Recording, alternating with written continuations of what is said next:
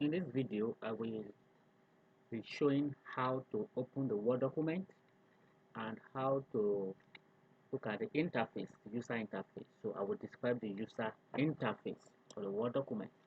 So of course, I can click my start and search for it in another version, but this is Windows 10, so I can just search it here and type Word. And you see I have Word, so I can open it. Others we put it, please don't mind my studio sound.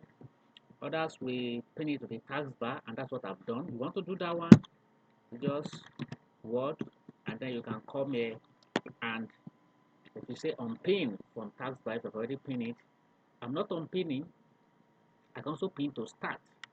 So I'm going to open it from my taskbar, and I've opened it now. It's loading. Of course, it's launching the way it's supposed to launch. This is what 2019. So the color scheme might be a bit different from what we have on your whole system. Now that it has opened, of course, that's what most of us will see. We see template, we see greeting, whatever, but I'm not concerned with this, of course. I want to open new, create a new document. I'll just click new. Then, if I click this new, where my cursor is, my red cursor, then it will create a new document. I just want to open this new document, a blank one. So I'm clicking this blank. You can single click, you can double click. And I want to explain the ribbon.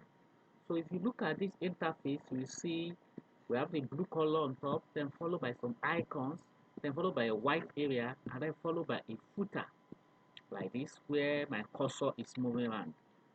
So I will quickly explain what I call the ribbon. The ribbon is this part that has this upper part. So I have tabs, the ribbon has tabs and has groups of functionality. It's where we interact with most when we are creating one document. Of course, we already know all this, but I need to set the foundation for better things. So I have tabs. Depending on the options, we'll get to options later. We have more than the number of tabs I have, or you can have less than that, but these are the ones I needed. The first tab is File. The next tab is Home. We have Insert, we have Design, Layout, References, Mailings, Review, View, Developer. I had a developer, you may not be showing it, and Help. And then we have this tell me what you want to do. I can just type whatever I want to do there and to suggest if I don't know how to do it. Then I have the share. So these are the tabs. All these tabs, if I click them, they give me some groups of functionality. So I'm on the Home tab. That's why it is white in background. And then I have groups of functionality like clipboard where I have paste. I have font where I can set the font size of the document. I have paragraph where I can align right and choose the paragraph. And I have styles. Talk about styles where I can choose the style for each part of my document. And I have editing where I can search for my file, for things inside the file. If I click this file, it gives me option to open a new document, to open document I already have before, to get the info for the document, to save or to save another way, to share, to print, to export, or to close.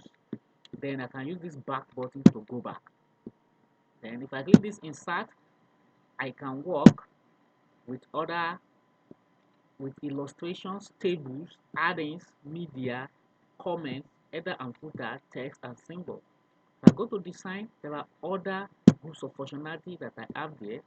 If I go to layout, I have other groups of functionality. If I go to references, there are other groups of functionality. And if I go to mailings, of course, I have other groups of functionality, review, view, and the developer tab, which is optional in some, but you can put it in your own. And then I have help. So in this home, I just want to know that the ribbon contains of the tabs and the groups of functionality. Now, at times we want the ribbon to disappear, so I'll just double click the tab and it disappears to make everything here bigger for me to work with. If I want it to be back, then I can double click, it's back again. And at times you see these small buttons, small arrow in each group. If it is there, you can click it and it will give you other functionalities. You can see subtitle emphasis. So if I click this one, I can get other functionalities like this that ordinarily will not be there. Ordinarily they will not be there. So I'm closing that. If I click this, I can get other functionalities that ordinarily will not be there. We'll talk about them. And then this white space is the work area where I can type. I just have to type my name is Amos. So I have typed something.